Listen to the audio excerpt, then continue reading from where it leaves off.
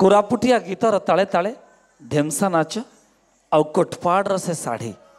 सते जेमिति एक भिन्न नियारा अनुभूति आमको बांटी दिए। सते जेमिति सहरी कंक्रीट जंगल भीतर को असली जंगलर नियारा अनुभव आम हाथ पांतारे पहुंची जाए। तेणु आमे माने एबे आपणक सम्मुखरे प्रस्तुत करुचु कोरापुटिया ढेमसा आउ आम सहित प्रस्तुति रे अछंती कुहू रिप्ती साइंसी अन्या शुभलक्ष्मी अनिष्का दिव्यांका ईशानी सात्विका अनुष्का उर्वी खुशी अनन्या एवं आकांक्षा प्रस्तुत करुचु ढेमसा।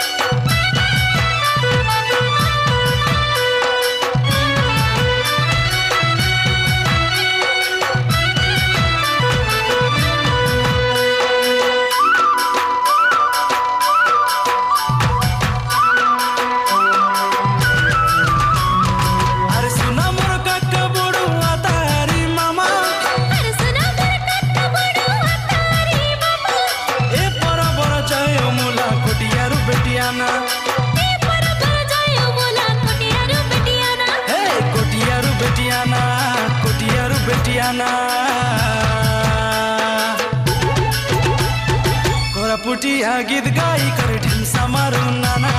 डुडुंगा बाजाई मारी फुकी ढेमसा मारू नाना